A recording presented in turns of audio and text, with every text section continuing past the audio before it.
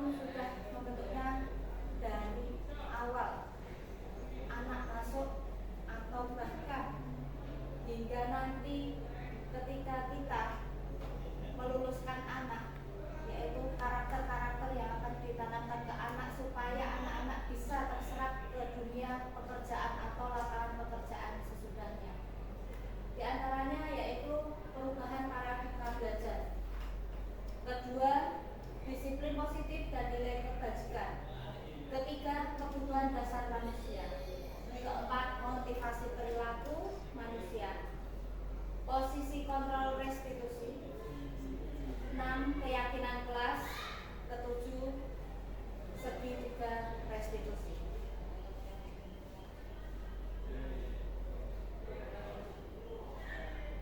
Perubahan paradigma belajar, pembelajaran dengan paradigma baru. Pembelajaran dengan paradigma baru merupakan pembelajaran yang dirancang berdasarkan prinsip pembelajaran berdiferensiasi, sehingga peserta didik belajar sesuai dengan kebutuhannya berdasarkan tahap perkembangan sesuai teori psikologi modern untuk mewujudkan profil pelajar Pancasila.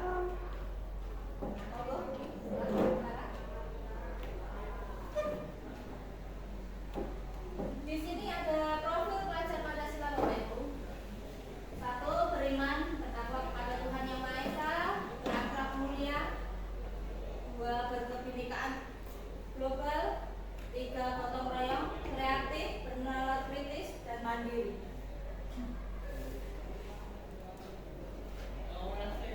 Teori kontrol dari Dr. William Glasser. 4 konsepsi makna kontrol.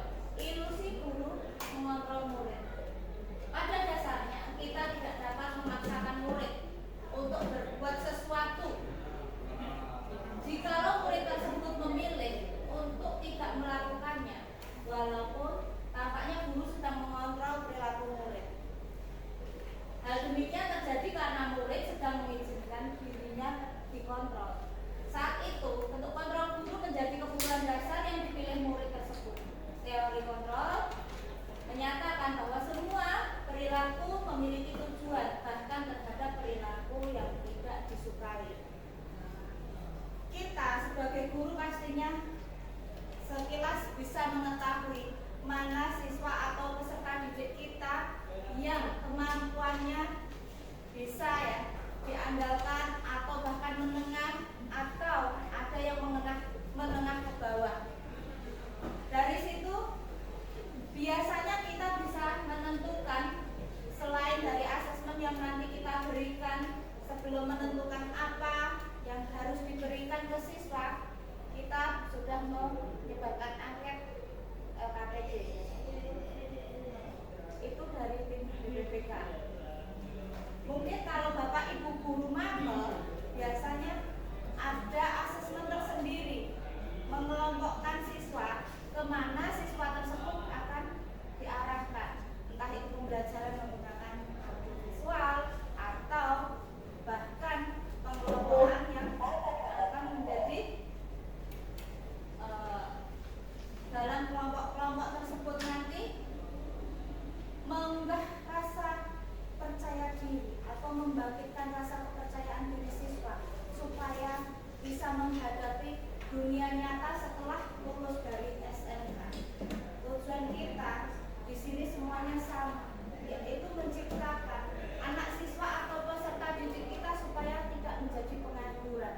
Seperti halnya yang dikatakan oleh pemerintah, bahwa SMK menciptakan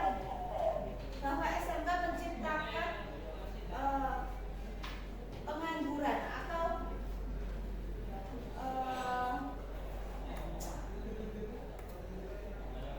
menciptakan pengangguran di dalam dunia PKK apa ya Pak namanya?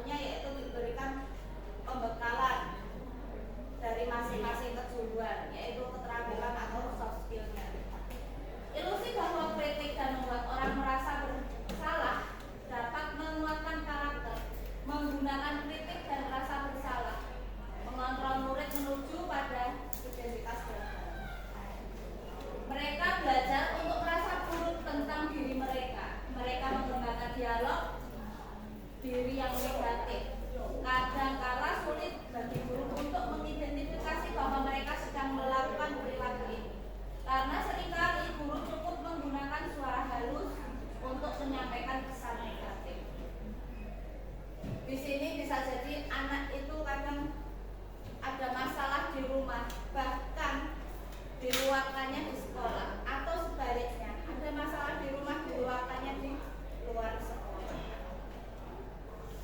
Ada anak yang tidak bisa menyadari bahwa posisinya saat ini itu kurang pas atau kurang tepat, bahwa saya seorang pelajar tidak boleh berbicara sembarangan atau tidak boleh berbicara di luar atau lepas kontrol, misal mengumpat. Banyak anak-anak kita yang masih melakukan hal tersebut tapi tanpa sadar, bahkan sudah bisa atau sudah menjadi kebiasaan gitu, bagi di kalangan anak atau siswa peserta didik kita.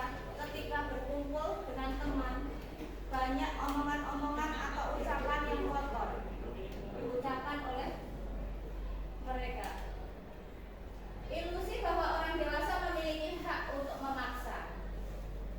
Banyak orang dewasa yang percaya bahwa mereka memiliki tanggung jawab untuk membuat murid-murid berbuat tertentu. Apapun yang dilakukan diterima selama ada sebuah hal-hal dapat kemajuan berdasarkan sebuah pengukuran kinerja. Pada saat itu pula, orang dewasa akan menyadari bahwa perilaku memaksa tidak akan efektif untuk jangka panjang. Sebuah hubungan permusuhan akan terbentuk. Sesuatu hal yang dipaksakan memang tidak baik, tapi ada juga sesuatu hal yang baik itu perlu pemaksaan di awalnya. Tergantung nanti kembali lagi kepada penyadaran konsep diri tadi. Dari situlah kita sedikit banyak memang dalam peraturan juga ada paksaan untuk supaya membentuk reaksi anak menjadi positif. Tapi di sini disebutkan sebuah hubungan permusuhan akan terbentuk ketika kita sebagai seorang pendidik tidak dapat mencontohkan atau menjadikan panutan seorang siswa itu sebagai pendidik yang baik. Ketika kita mengajarkan kebaikan tetapi kita hanya diucapkan saja, tidak diterapkan dalam perilaku, pasti anak didik kita pun melihat bagaimana cara kita bersikap, berperilaku ataupun bertutur kata. Disiplin positif dan nilai kebajikan. Dalam budaya kita, makna disiplin dimaknai menjadi sesuatu yang dilakukan seseorang pada orang lain untuk mendapatkan kepatuhan.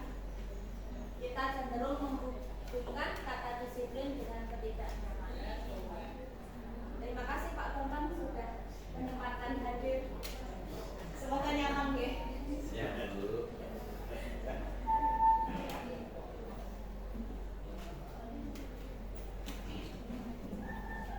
Disiplin di sini bisa dengan ketidaknyamanan, tetapi diharapkan semuanya akan menjadi nyaman ketika kita memaknainya. Dari sini kita bisa mengungkapkan bahwa disiplin itu untuk yang terbaik bagi anak-anak kita, menginginkan yang terbaik untuk anak-anak kita, berawal dari disiplin, yaitu ketepatan. Sebagai pendidik, tujuan kita adalah menciptakan anak-anak yang memiliki disiplin diri, sehingga mereka bisa berperilaku dengan mengacu pada nilai-nilai kebajikan universal dan memiliki motivasi intrinsik bukan ekstrinsik. Jadi kita menumbuhkan kepercayaan diri mereka dari kesadaran diri mereka untuk dia menyadari bagaimana pentingnya belajar. Karena tren saat ini banyak sekali anak-anak atau peserta didik kita yang putus sekolah, bahkan hanya cuma ingin mengikuti teman-temannya yang tidak sekolah, atau terpengaruh oleh gadget atau HP, atau terpengaruh juga oleh lingkungan yang mungkin katakanlah lingkungannya sudah tidak sekolah lagi atau bahkan sudah bekerja. Nah, dari anak-anak tersebut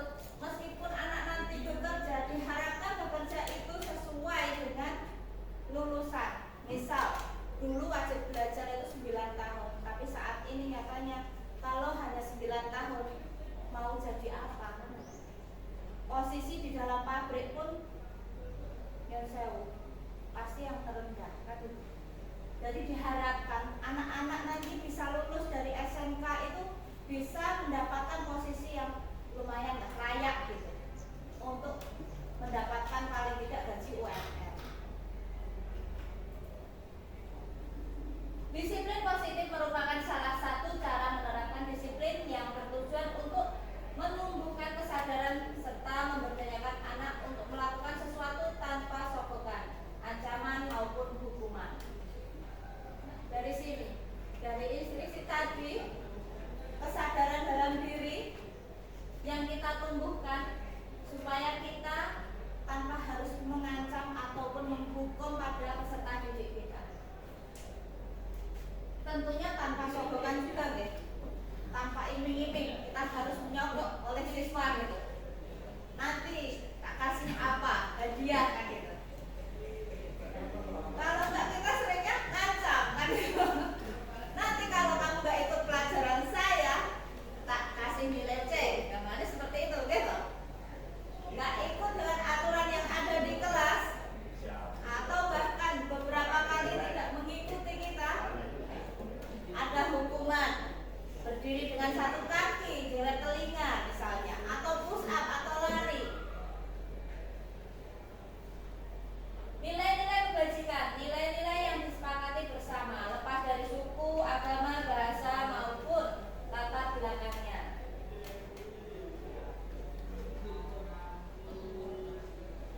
Contoh nilai kebajikan institusi atau organisasi. Profil pelajar Pancasila: beriman, bertakwa kepada Tuhan Yang Maha Esa dan berakhlak mulia, mandiri, bernalar kritis, berkebinekaan global, bergotong royong, kreatif.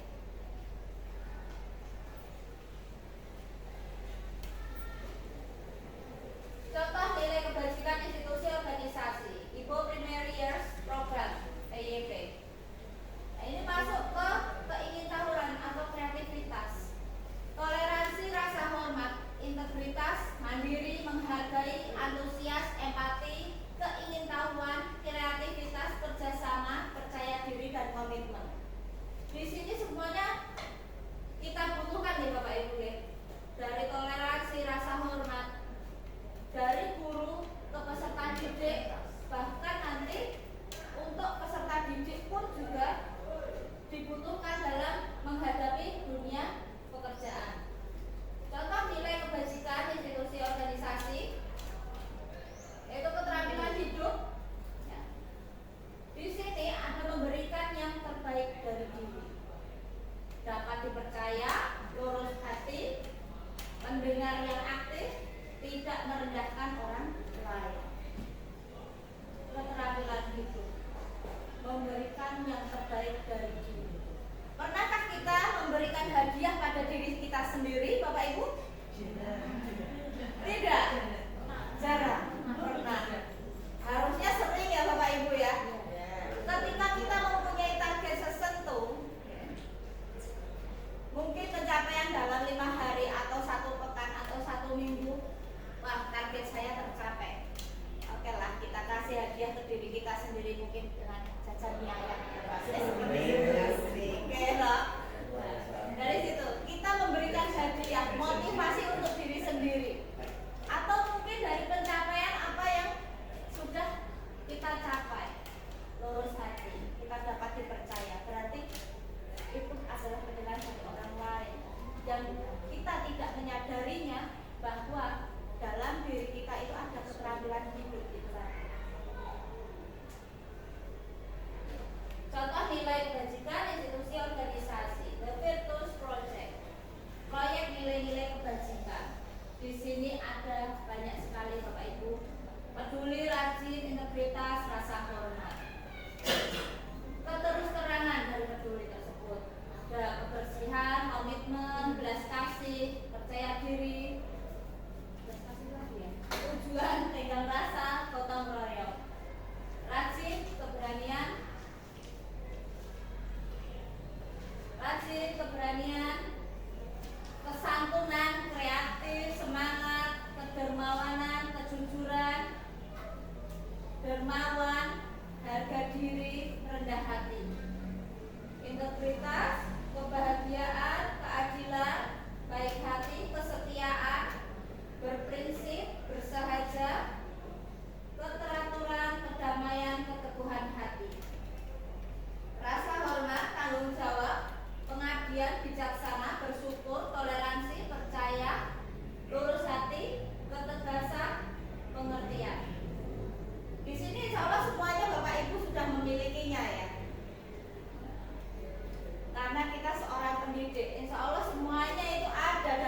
bapak ibu masing-masing.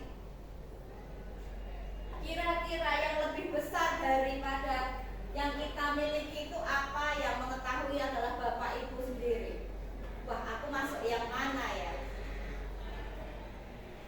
Syukur semuanya sudah masuk. Ada juga kesetiaan, berprinsip, kedermawanan, rasa hormat dan tanggung jawab. Oke?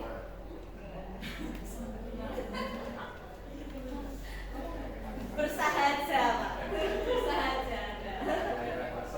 Sombong nggak ada ya? Kata Bu Eni sombong kok nggak ada ya?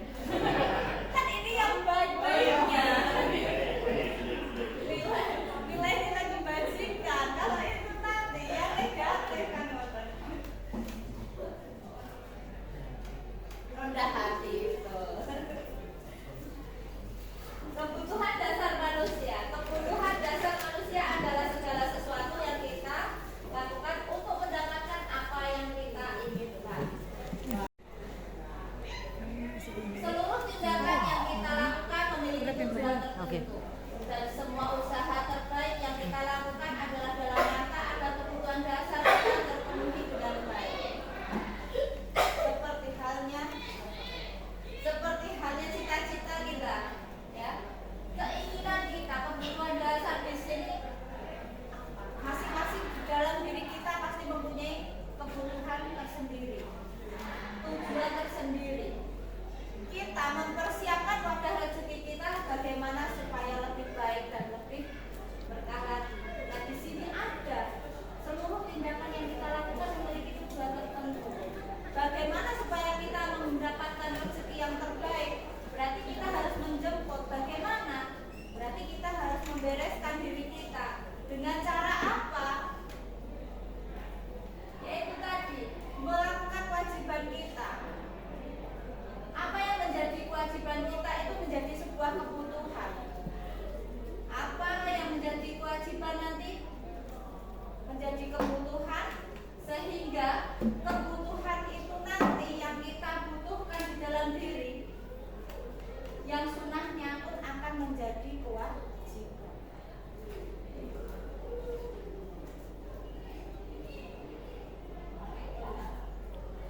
Kebutuhan dasar manusia: bertahan hidup, kasih sayang dan rasa diterima, penguasaan, kebebasan, kesenangan. Kita semua punya tidak, Bapak Ibu? Bertahan hidup, jelas kita harus bertahan hidup. Bagaimana usaha kita, gitu. Kasih sayang dan rasa diterima. Alhamdulillah kita bekerja di lingkungan yang baik, di keluarga yang baik, di teman-teman yang baik. Itu termasuk rasa diterima dan rasa kasih sayang, rasa empati, saling berpengertian. Penguasaan, kita tidak bisa lepas dari penguasaan, ya. Tetap ada penguasaan. Kita bisa menguasai kelas, kita dikuasai juga, dan kita juga harus bisa menguasai kebebasan. Kita butuh kebebasan, betul Bapak Ibu? Butuh. Kebebasan apa yang kita butuhkan? Berekspresi. Berekspresi. Kesenangan. Kita butuh kesenangan, Bapak Ibu?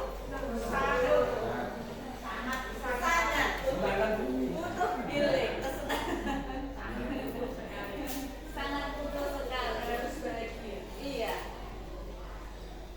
Sebelum kita menghadapi peserta didik, pastinya kita harus bahagia terlebih dahulu. Tetapi ketika kita sudah merasakan kesumpekan terlebih dahulu, pasti yang keluar adalah yang negatif, bahkan yang datang ke kita juga yang negatif.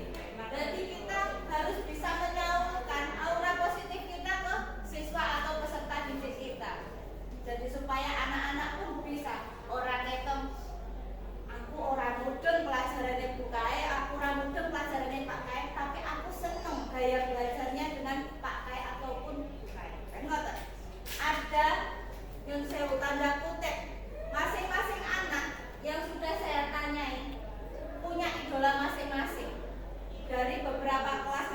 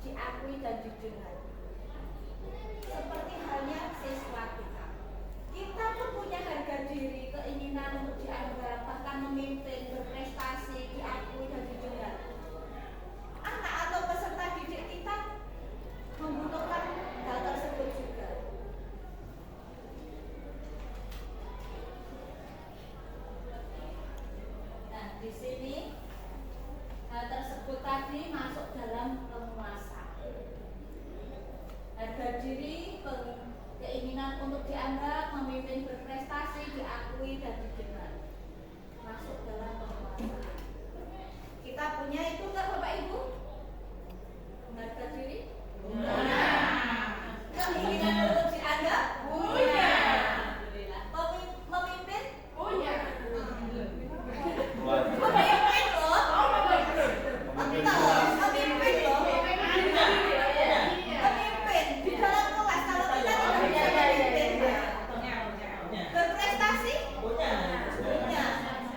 Kita bisa seperti ini, pastinya kita berprestasi. Dan prestasi kita itu pasti ada tingkatannya masing-masing. Setiap orang berbeda, ya. Diakui. Jelas. Sudah diakui sih tempatnya.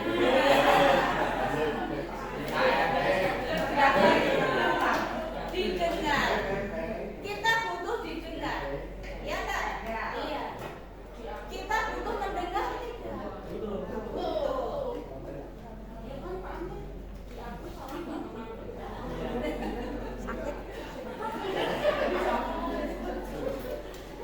Di sini ada lagi rasa diterima, dipedulikan, berbagi, bekerja sama, menjadi bagian dalam kelompok.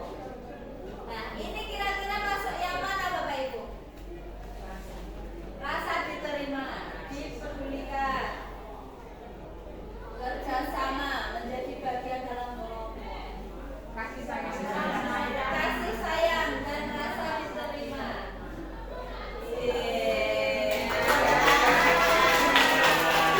Kasih sayangnya ternyata besar sekali. Iya. Dari sini rasa diterima. Anak sudah diterima? Belum. Anak gimana? Sudah. Alhamdulillah. Anak tunggu undangannya. Dipedulikan? Bagaimana?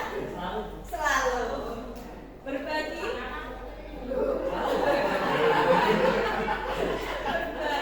Kerja sama?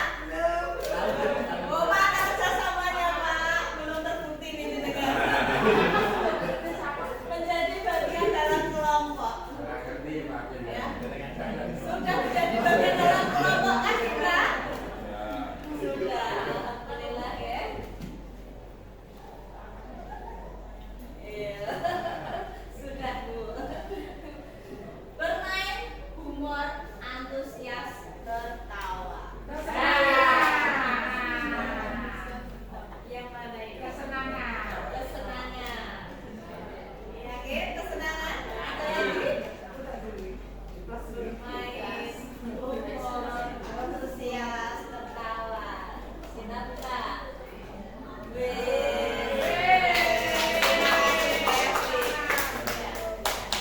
Di dalam kesenangan kita butuh bermain. Kita memang orang tua, tapi kita juga masih butuh permainan, ya kan?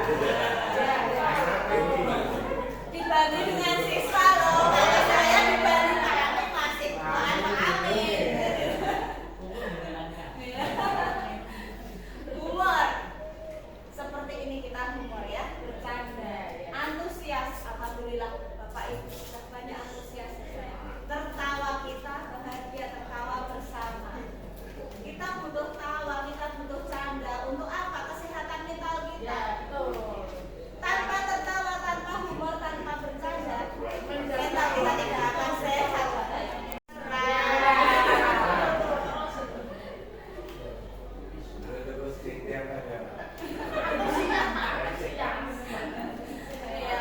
Ini ada Bapak Ibu mandiri, memiliki pilihan, mencoba hal baru, mampu mengendalikan arah dirinya.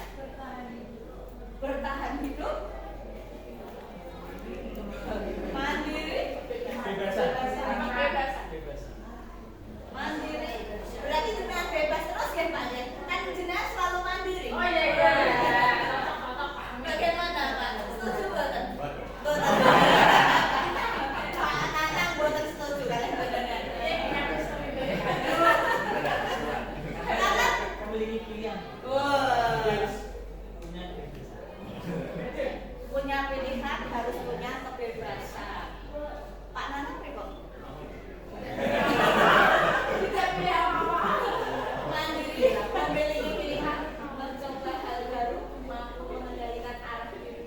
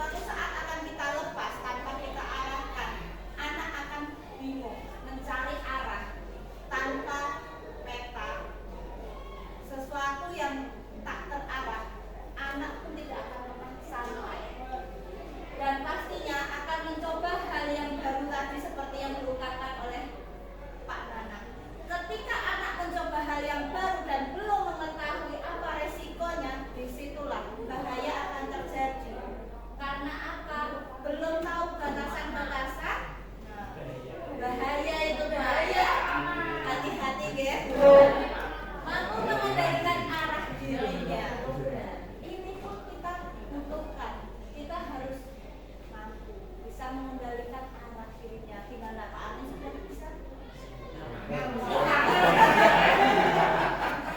Pinter yang mengendalikan anaknya Pak.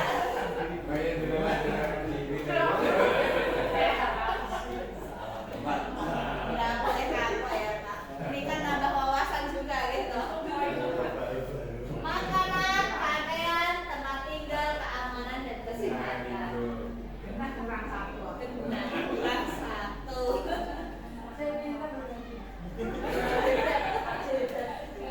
Terima kasih Pak Cek. Ini agak bertahan hidup. Kita buka. Iya. Sekali terima kasih. Bertahan hidup. Kita tanpa makan bisa hidup? Bisa. Saat puasa. Tapi kan kita juga butuh buka. Pakaian. Tanpa pakaian bagaimana kita?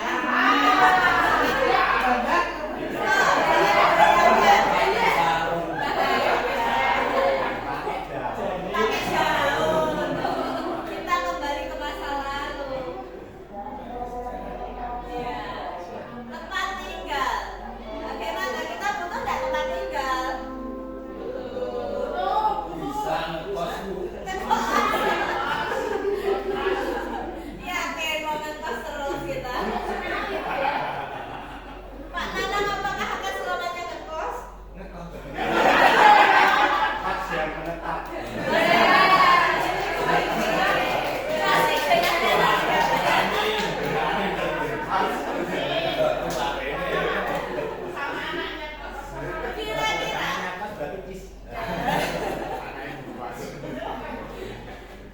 kira-kira dari pakaian tempat tinggal tadi gitu. Kalau di kos-kosan bagaimana keamanannya? Aman.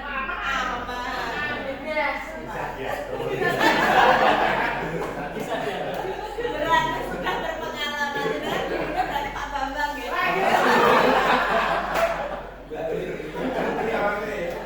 Keamanan gitu. Ada kesehatan. Lingkungan kita bersih tidak? Kesehatan meliputi apa? Kesehatan dari psikis kita, kejiwaan kita, jasmani kita, rohani kita. Dari situ semuanya kalau di sini sudah lengkap 5 kebutuhan dasar manusia, ya. 5 kebutuhan dasar yang kita perlukan. Di sini ada motivasi perilaku, motivasi ekstrinsik dan motivasi intrinsik. Dari dalam dan dari luar.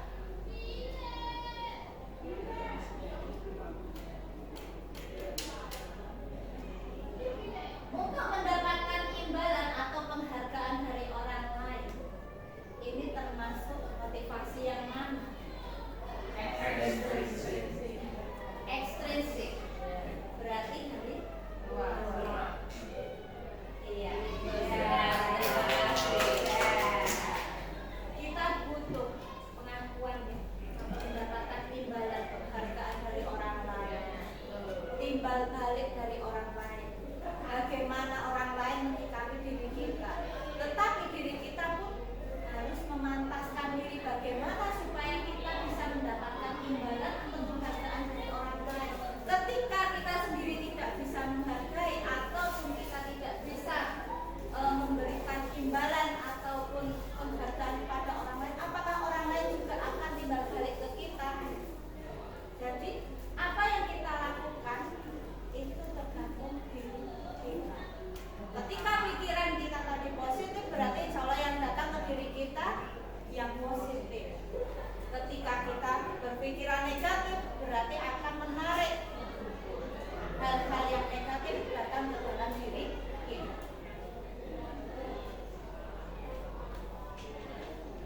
Di sini ada untuk menjadi orang yang merdeka, menghargai diri sendiri dengan nilai-nilai yang mereka percaya. Berarti motivasi intrinsik. Iya.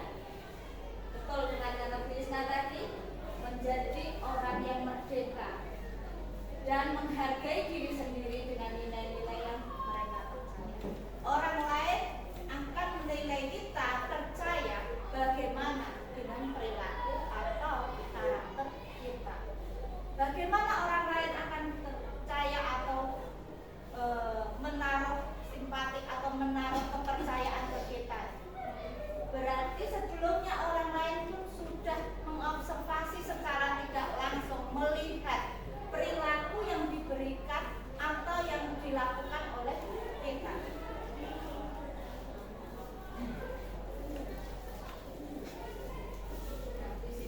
Untuk menghindari ketidaknyamanan atau hukuman, akan masuk kemana Bapak Ibu?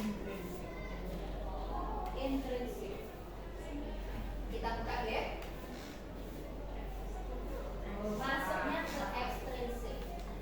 Karena yang akan menghukum, yang menimbulkan ketidaknyamanan itu adalah orang lain ternyata. Kita dihukum apakah iya diri kita akan menghukum diri sendiri kan gitu? Tidak. Allah hakik pisan ini kan gitu. Ya enggak? Allah enggak ada yang tahu ini, padahal ada Allah yang Maha mengetahui gitu. Nah, anggap aja ada yang ngerti. Mau kasih kan gitu. Amin.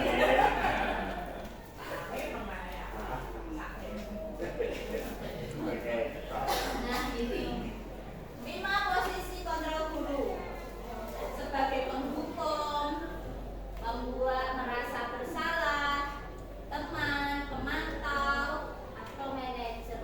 Kira-kira yang saya lakukan ini sebagai apa nih Bapak Ibu? Ini saya mendampingi anak-anak pemantau. Bisa?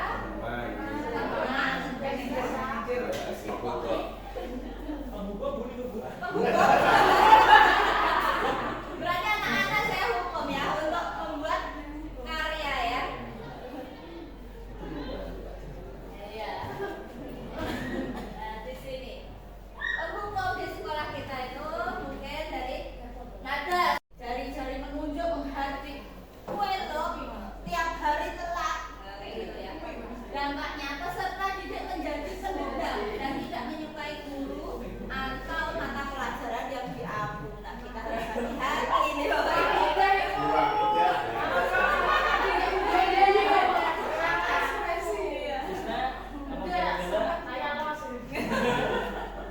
Hukuman biasanya berupa fisik atau psikis. Nah, kalau yang psikis kan tadi dengan kata-kata kasar tadi deh, bisa jadi anak itu tidak menyadari apa yang ia lakukan salah atau kadang malah tidak jujur dengan apa yang ia lakukan. Apa yang ia lakukan tidak sesuai dengan apa yang ia katakan. Bahkan apa yang ia katakan pun tidak sesuai apa yang ia lakukan. Kalau di sekolah kita sudah ada ketarunaan, termasuk ekstrakurikuler wajib mungkin ya, atau program wajib yang harus diikuti anak-anak peserta didik kita yang kelas 10 tentunya. Membuat merasa bersalah. Berbicara dengan nada tenang cenderung melembut. Kata-kata menyalahkan peserta didik membuat peserta didik merasa bersalah. Dampaknya peserta didik merasa gagal memandang buruk diri sendiri. Peserta didik akan menyimpan energi emosi yang negatif dalam dirinya. Peserta didik akan merasa tidak berguna. Itu kemarin ada saya dapati peserta didik kita, dia itu loncat-loncat dari gazebo, bahkan loncat-loncat ke tempat duduk yang ada di bawah pohon. Dia tidak menyadari apa kesalahan dia. Kenapa? Olahraga. Dia energinya mungkin melebihi dari teman-teman yang lain. Bingung untuk cara menyampaikan atau menyalurkan energinya itu. Nah, Pak Nanang dan Pak Amin ampun bingung-bingung. Olahraga itu dengan siswanya. Ikut ketawa. Pak Bambang itu yang selalu bingung setiap harinya, gitu. Jika punya energi yang positif, nah, itu bisa diajak peserta didiknya.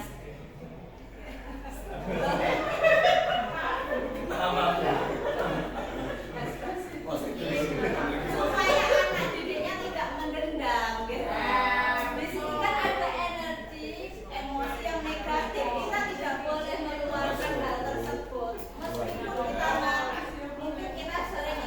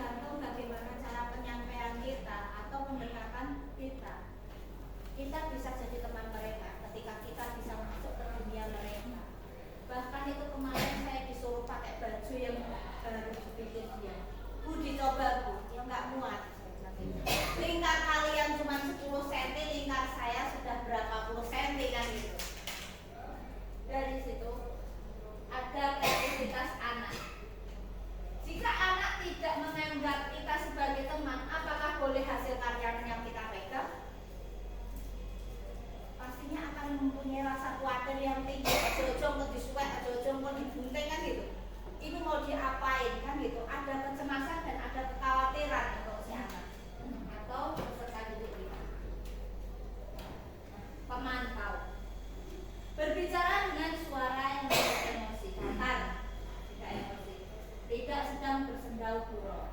Menggunakan data dalam mengontrol peserta didik, guru mengarahkan murid berdasarkan peraturan atau konsekuensi. Dampaknya, identitas tercipta adalah identitas yang positif atau berhasil. Peserta didik akan menghitung dan menanggung konsekuensi tanpa memahami sepenuhnya nilai kebajikan atau tidak sepenuhnya mandiri. Ada ketergantungan ternyata di sini. Kita sebagai tim pemantau, ketika kita memberikan tugas, itu kita bisa mengarahkan. Bahkan kemarin anak yang saya minta untuk mengerjakan sebelum materi saya berikan, tolong buatkan mind mapping. Ternyata anak masih bingung bagaimana mind mapping seperti apa, kayak gitu masih bingung. Bu, itu keyakinan diri saya atau cita-cita saya atau untuk orang lain, katanya seperti itu. Berarti anak kita masih butuh pengarahan. Bagaimana caranya untuk membuat peta konsep pikiran kita supaya tercapai segala sesuatu yang dia cita-citakan. Manajer berbicara tidak emosi, tidak terlalu ramah, tidak bernada tinggi. Guru membimbing peserta didik untuk memecahkan masalahnya sendiri. Dampaknya, identitas yang tercipta adalah identitas positif atau berhasil. Peserta didik dapat merefleksikan atas tindakannya. Peserta didik akan mandiri, dapat memecahkan masalahnya sendiri. Anak-anak tersebut yang saya ajak foto, itu kemarin sebenarnya jatah upacara di pagi hari. Bagaimana supaya saya tidak mendapatkan hukuman? Apakah saya boleh ikut upacara di sore hari? Jadi kita diwajibkan untuk mendengar atau menjadi pendengar terlebih dahulu supaya anak-anak kita menjadi bisa memecahkan masalahnya sendiri.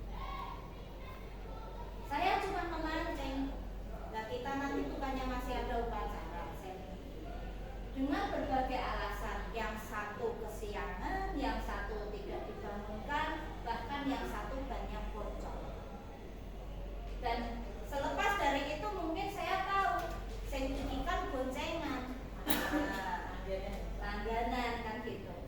Tapi kita tidak lepas dari itu semua. Belum tentu anak-anak tersebut besok tidak sukses. Siapa tahu bahkan akan menjadi lebih sukses daripada teman-temannya tadi yang berprestasi.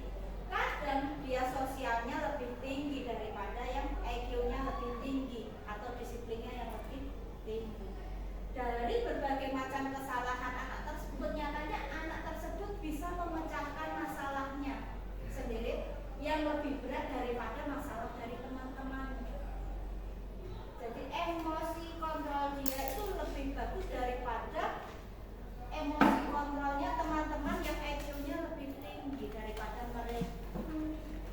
Anak melihat dari dalam satu sisi saja, tetapi kita harus bisa menjadi pendengar yang baik ketika ada anak bermasalah. Ada apa dan kenapa? Itu pasti ada penyebabnya. Bahkan yang sewu Bapak Ibu, yang satu bahkan sudah yatim piatu ya. Terus meskipun ada orang tua yang satu, tapi orang tua sudah tidak memperhatikan.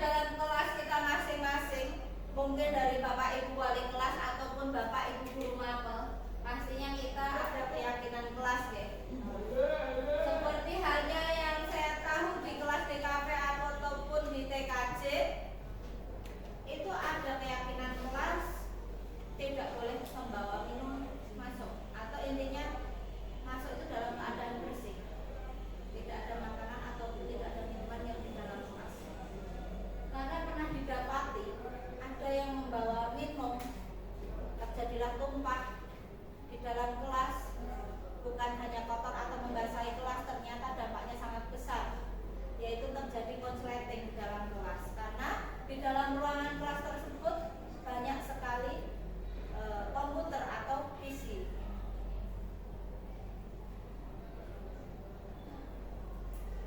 Di sini perbedaannya. Peraturan dan keyakinan kelas.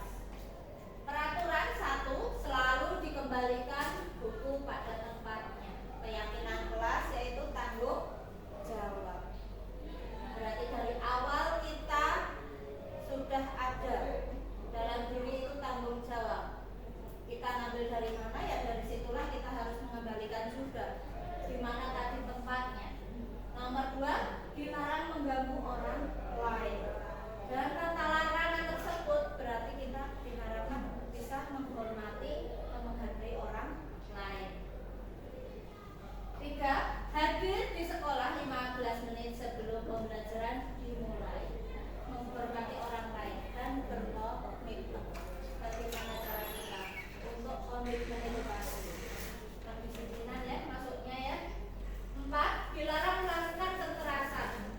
Demi apa? Keyakinan kelas di situ ada keselamatan dan menghormati orang lain. 5, dilarang menggunakan narkoba. Kesehatan dalam keyakinan kelas. Karena apa? Narkoba termasuk obat-obatan yang terlarang. Meskipun kadang kita ada di dalam jenis obat yang mengandung narkoba tadi, tetapi tidak dijual bebas ya. Hanya dalam kondisi tertentu kita bisa mengkonsumsinya, itu pun tidak berkelanjutan. 6, bergantian atau menunggu giliran.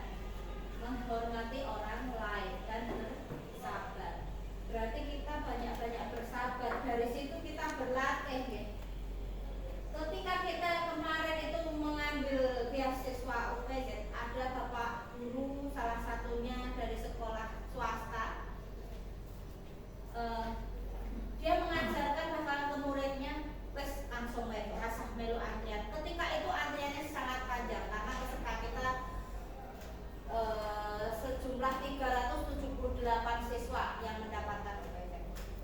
Dia langsung memotong saja dari tengah-tengah barisan, dia keluar, ditarik sama pak gurunya tersebut, dan sini ikut aku lewat jalur belakang. Dia langsung menemui petugas.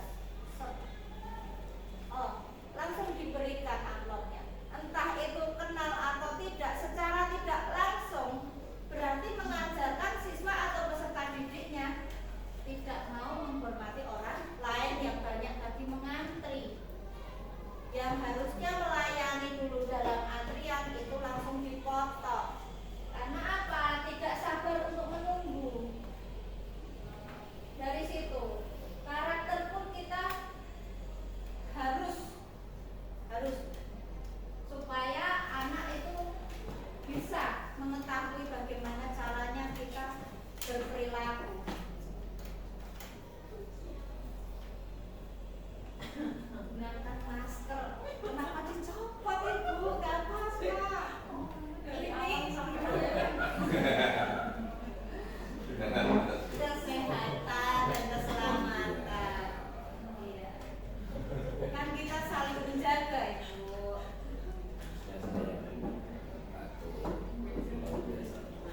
Karena angin juga lebih besar deh. Terus pergantian cuaca gitu. Lagi musim ini Pak. 8, jangan berlari di kelas atau koridor. Nah, di sini ada keselamatan dan keamanan. Kenapa kita nggak boleh lari di kelas ataupun di koridor? Karena mungkin entah di bengkel banyak kunci yang berserakan atau banyak mesin-mesin gitu, atau di ruang lab TKJ, lab DKV, itu banyak sekali kabel-kabel yang tertanam di lantai. Kadang ada meskipun sudah ada pralon, anak kadang tidak mengindahkan apa itu harus dilompati ataupun harus diinjak. Nah,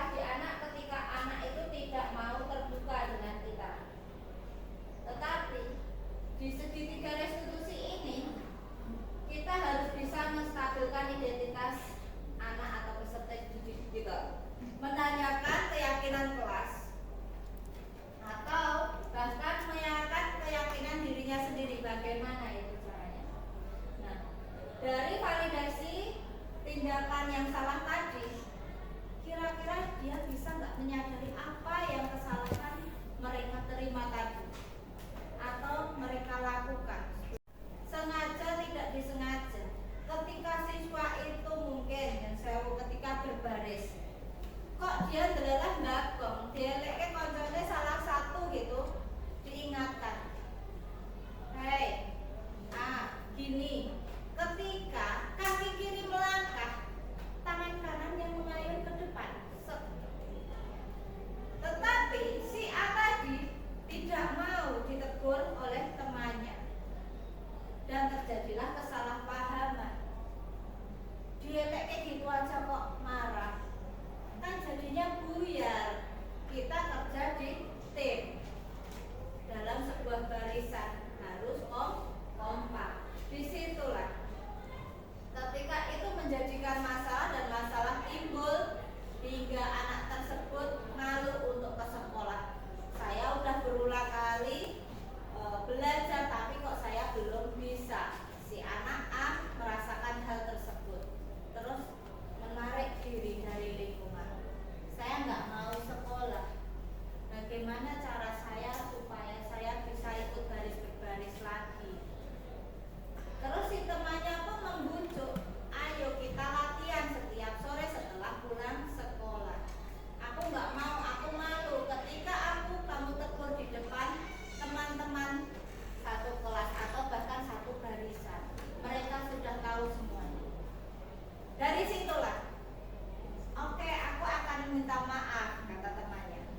Aku akan minta maaf, bagaimana supaya kamu bisa mau lagi. Maaf saja tidak cukup. Selain kamu membantu saya untuk bisa baris-berbaris lagi, saya butuh kamu juga meyakinkan teman-teman untuk saya itu layak masuk dalam barisan lagi. Ada istilahnya untuk meyakinkan temannya supaya temannya itu bisa dan pantas memasuki barisan tersebut lagi. Dan akhirnya si teman yang tadi menegur si A itu benar-benar mengadakan minta maaf ke teman-temannya yang sekelas itu tadi. Saya mengakui saya salah menegur si A di depan kelas. Dan saya di sini atas kesadaran saya sendiri, saya minta maaf karena sudah menegur tadi.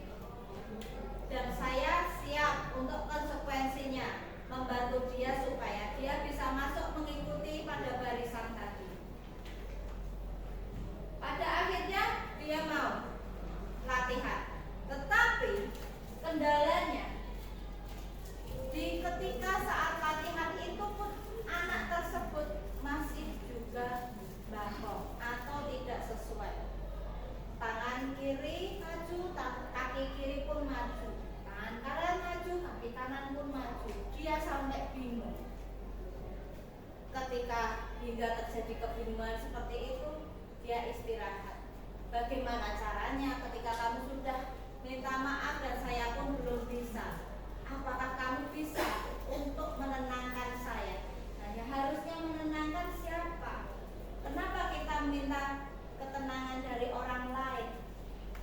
Apa yang kita butuhkan dari orang lain tadi? Yaitu apa? Meyakinkan diri kita bahwa diri kita bisa dan layak untuk masuk lagi ke dalam barisan. Dari situlah pembelajaran yang dapat kita ambil ketika kadang itu sesuatu hal yang sepele tapi dampaknya bisa luar biasa.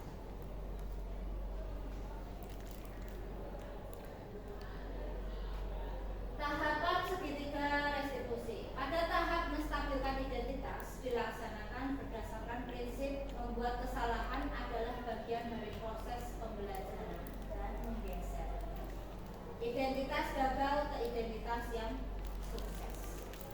Dari sini ya Bapak Ibu, tadi ada beberapa contoh siswa yang sudah saya paparkan di depan. Anak tidak selalu salah,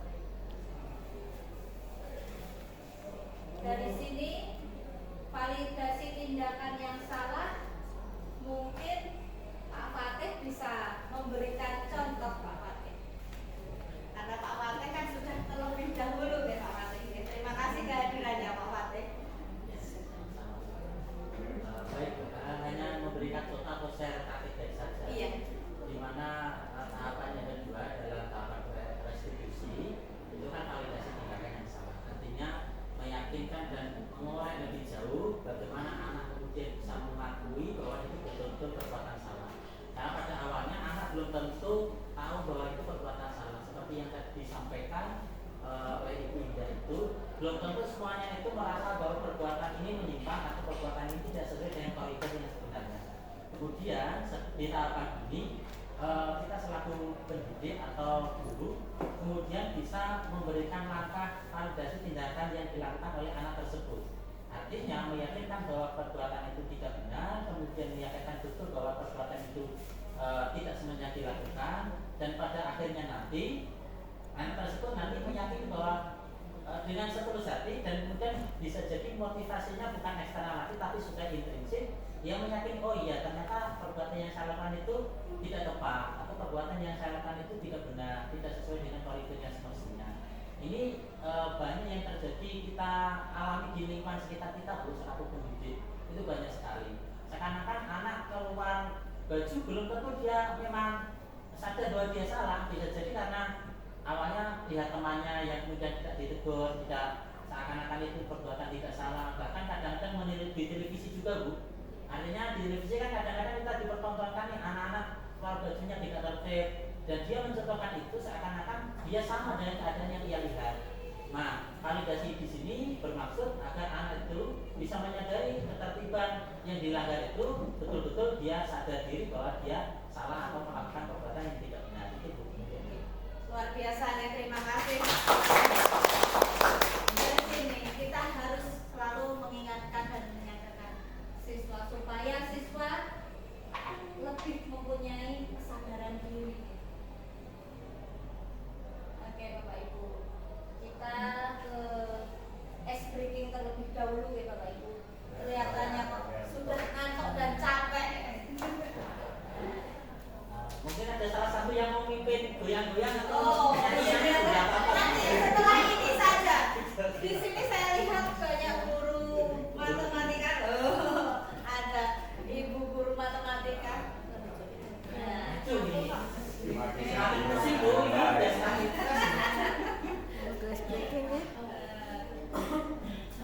sudah lakukan Pak? Sudah? Siap. Pak Jailan. Ada apa-apa, Pak? Oh, hiburan ini juga termasuk hiburan dari Bapak pemilik angka. Ini perintahnya belum dijelaskan ya, Bu? Oh iya, terus gimana Pak? Tidak ada tunggu dulu Pak Bapak.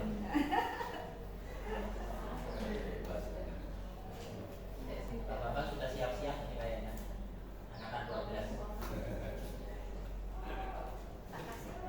Ini kertas tiketnya tadi. Di sini ice breaking kita.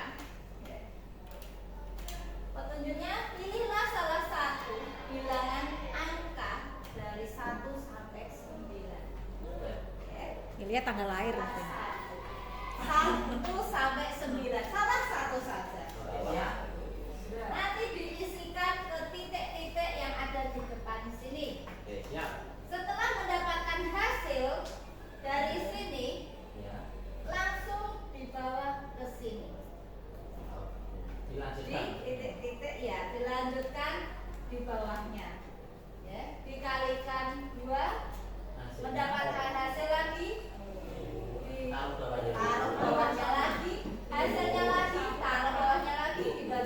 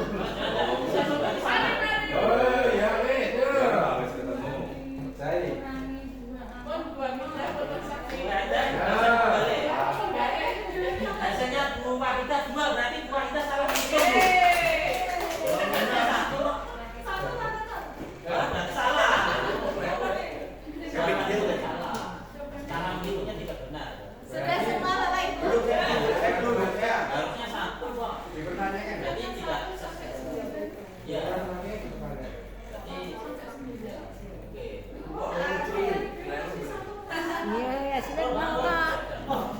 Kayaknya bisa. Tadi Bapak Ibu memilih angka berapa? Kenapa memilih angka 7?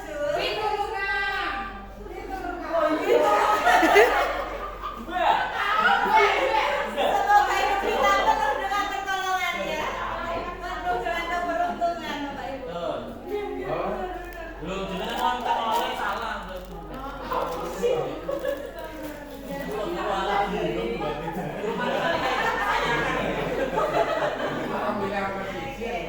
Jawabannya harusnya berapa Bapak Ibu? Yang salah saya Kipri ya.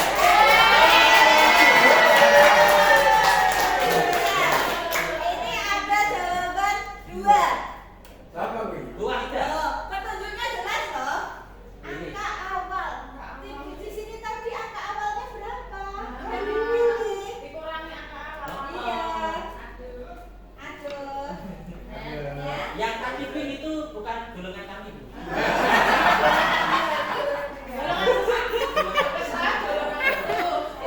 Di sini ada. Misal tertuliskan 2, tetapi angka awalnya berbeda Bapak Ibu. Awalnya berapa? Bebek ini. Bang. Biasanya Pak Bebek. Biasanya yang cocok untuk angka 12 yang cocok. Ganti. Masalahnya butuh apa? Oh, beneran dua. Ada yang jawabannya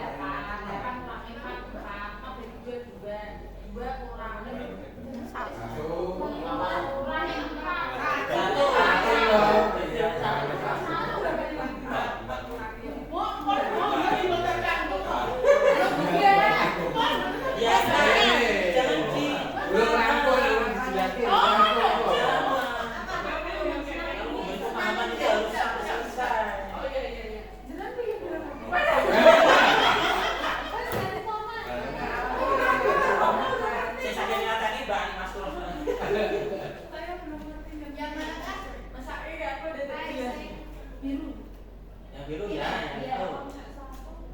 Yo, teman semuanya. Silakan semuanya bisa angkat kaki. Ayo kopi di depan. Wong ini semuanya bisa nonton bersama kok. bener-bener. Polong. Bisa salah bisa kasih. Goyang-goyang ya.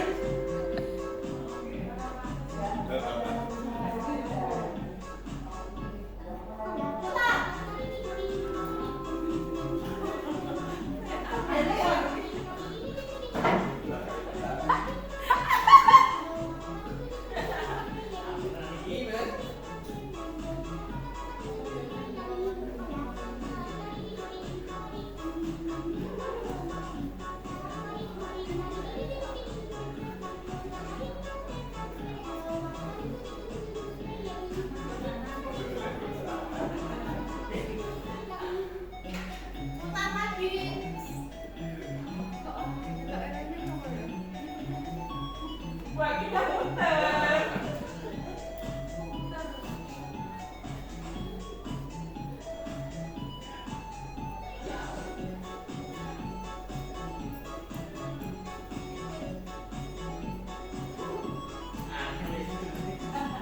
Wong giling-giling kok.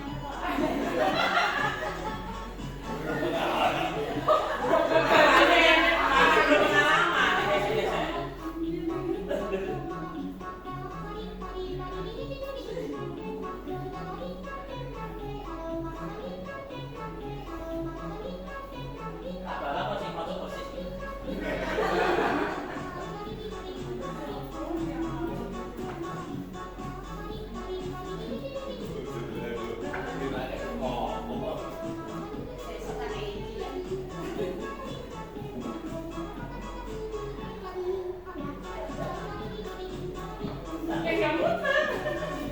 Muternya wis Salah Pak Bakti. berarti kita perlu koordinasi nih. Motorik asal kita.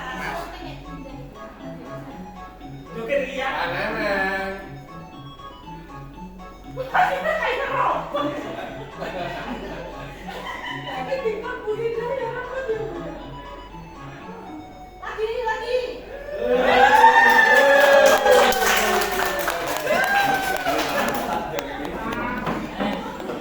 Untuk sesuai itu. Ini bukan bapak yang guru hebat, bapak guru lucu. Ya dari yang lucu itu menjadi luar biasa dan hebat. Siap. Kalau kita nggak hebat, anak-anak kita pasti ya tidak lebih hebat daripada kita. Nyatanya sudah terbukti dari belasan tahun ini Bapak Ibu ya. Bapak Ibu sudah berhasil. Bahkan anak-anak kita itu peserta didik kita yang sudah lulus pun entah dari segi finansial ataupun dari segi soft skillnya, anak-anak lebih hebat daripada Bapak Ibu guru kan gitu. Ya toh?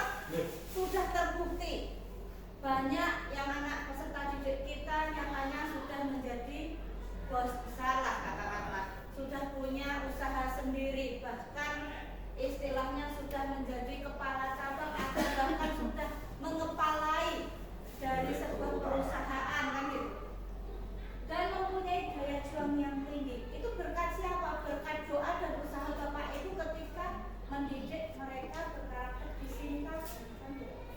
Itu hasil dari Bapak Ibu juga.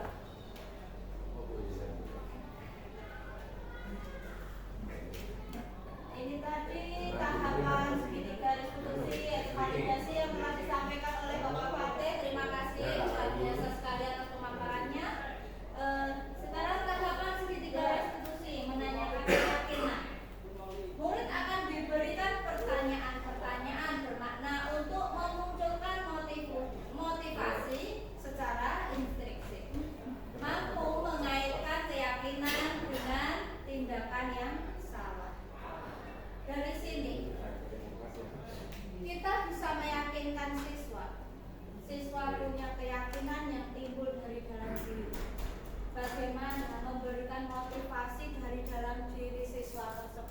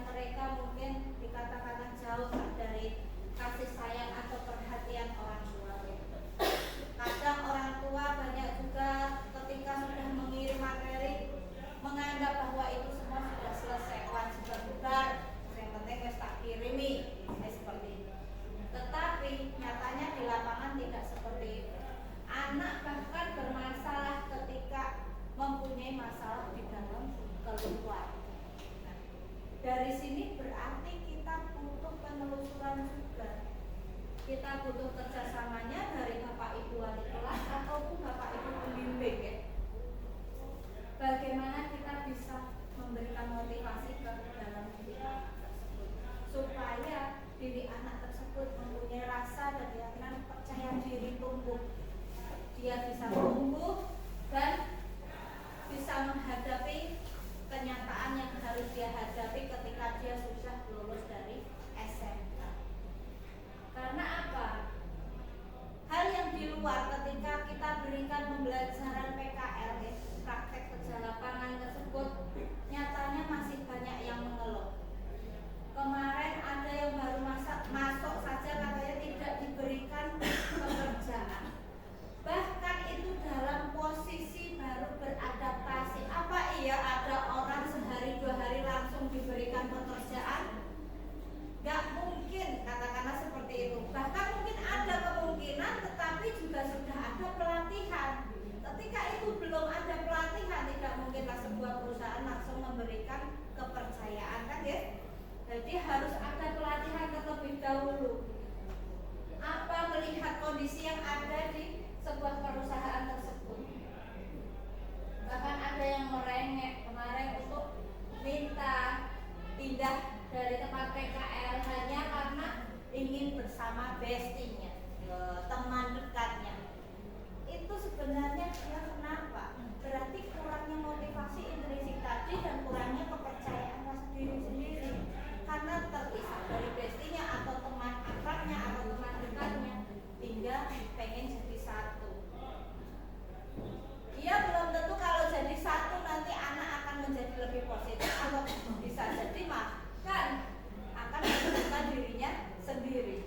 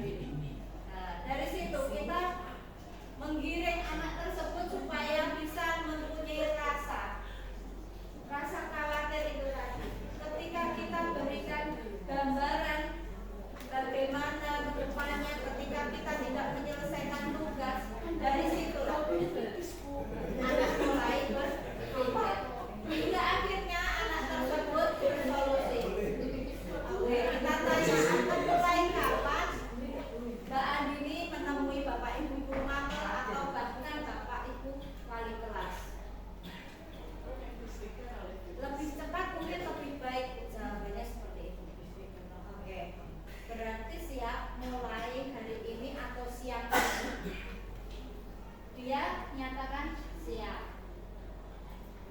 Mau diselesaikan durasi berapa?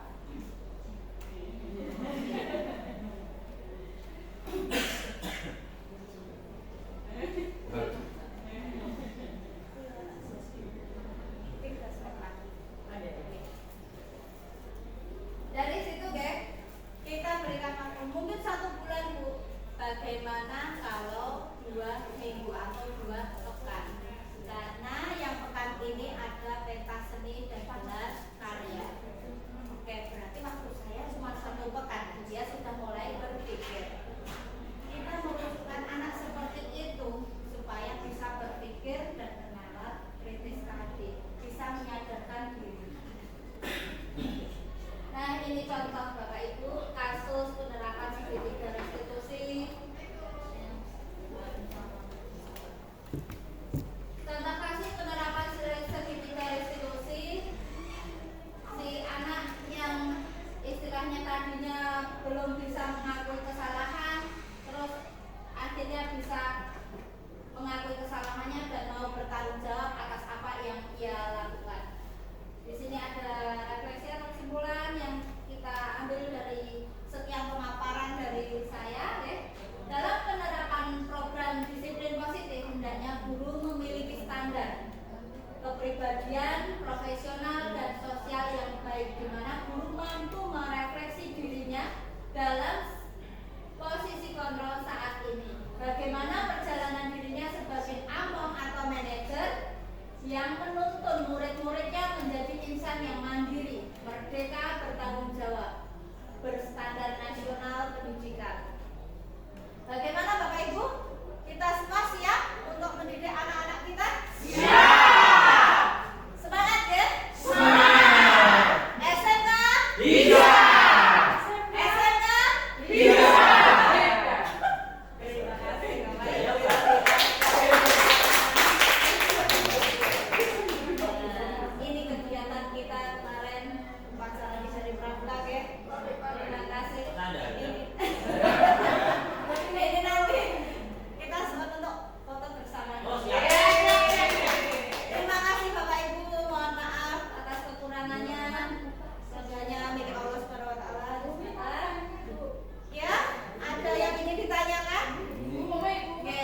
Monggo Bu Umi. Nanti saya bisa jawab. Assalamualaikum warahmatullahi wabarakatuh.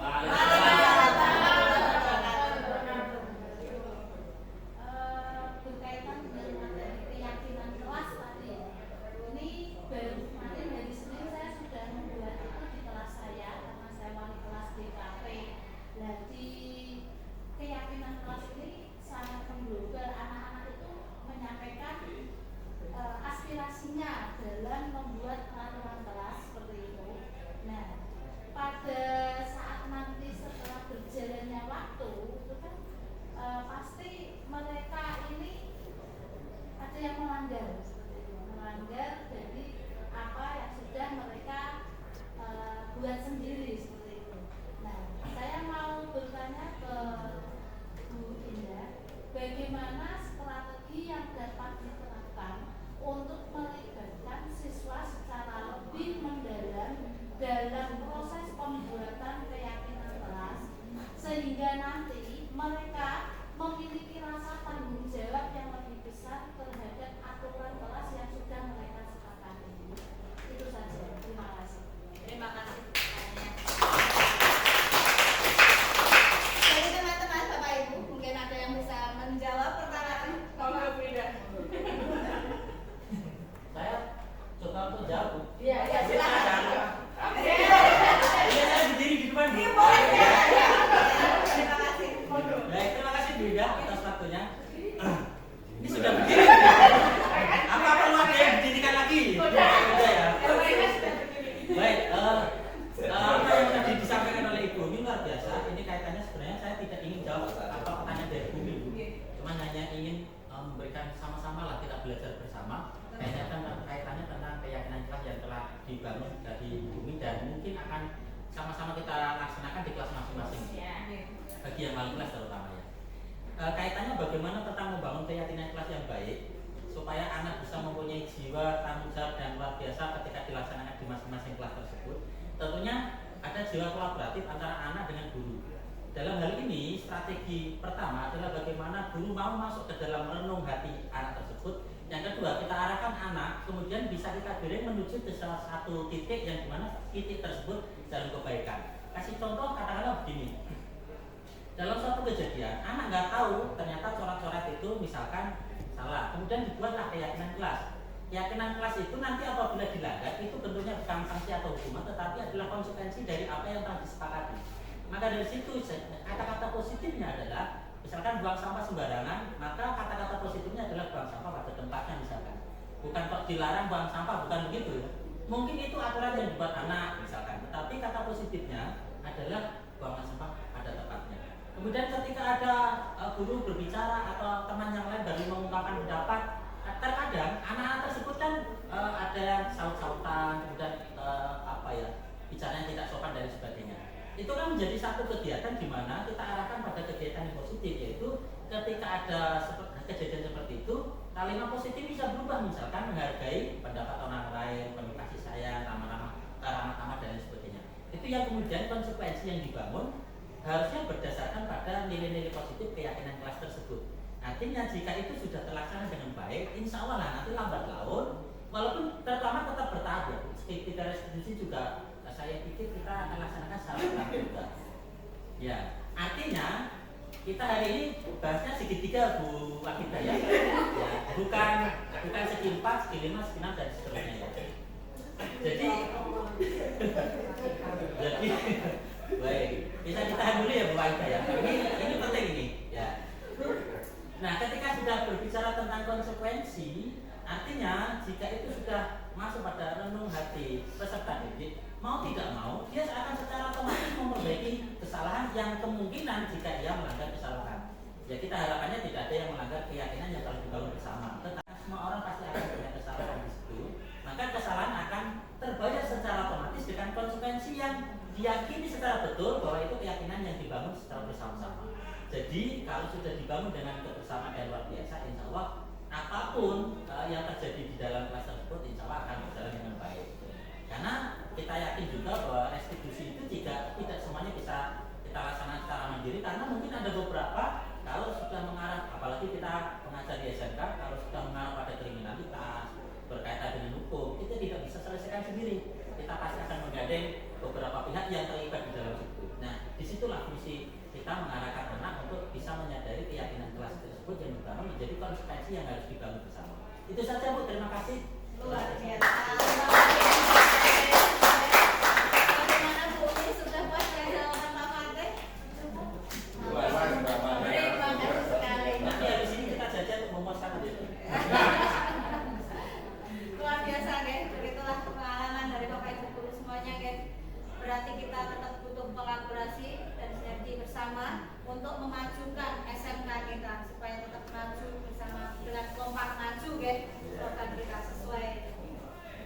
Terima kasih Bapak Ibu. Ada lagi pertanyaan yang ditanyakan? Pak Jalan. Oh, Pak Cek? boleh. Oh, boleh. Tadi berdiri. Oke. Ya, terima kasih waktunya yang telah diberikan dan mohon maaf atas segala kekurangannya Bapak Ibu.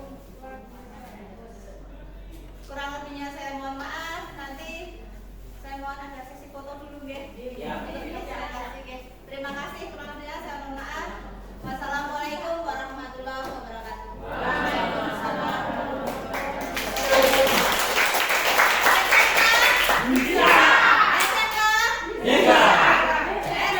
Bisa.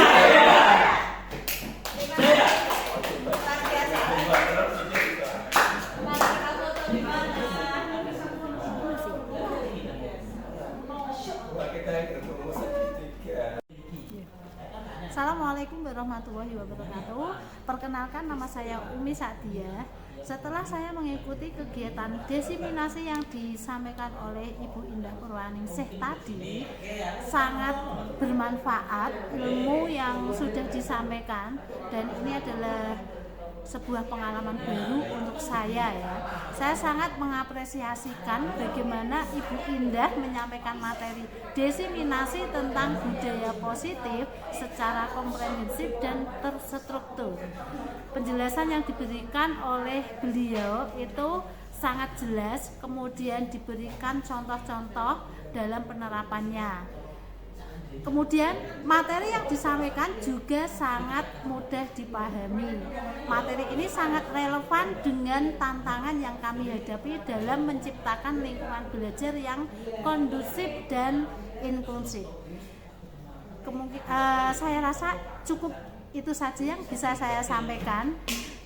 Jadi saya apresiasi sekali dengan materi yang sudah disampaikan tadi. Sukses buat Ibu Indah. Saya akhiri, wassalamualaikum warahmatullahi wabarakatuh. Baik, terima kasih. Assalamualaikum warahmatullahi wabarakatuh. Saya ucapkan luar biasa untuk Bu Indah Purwaningsih yang tadi telah menyampaikan desiminasi, yaitu budaya positif yang tadi sudah dilaksanakan di SMK Negeri 1 Wonosobo. Intinya bersama-sama kita bangun generasi muda, generasi peserta didik kita untuk mendapatkan sesuatu yang diharapkan dan tentunya kita tuntut dalam hal kebaikan. Semoga bermanfaat khususnya untuk Bu Indah Purwaningsih dan sekaligus bermanfaat pula untuk anak didik kita di SMK Negeri 1 Wonosobo. Saya rasa cukup itu. Terima kasih. Assalamualaikum warahmatullahi wabarakatuh.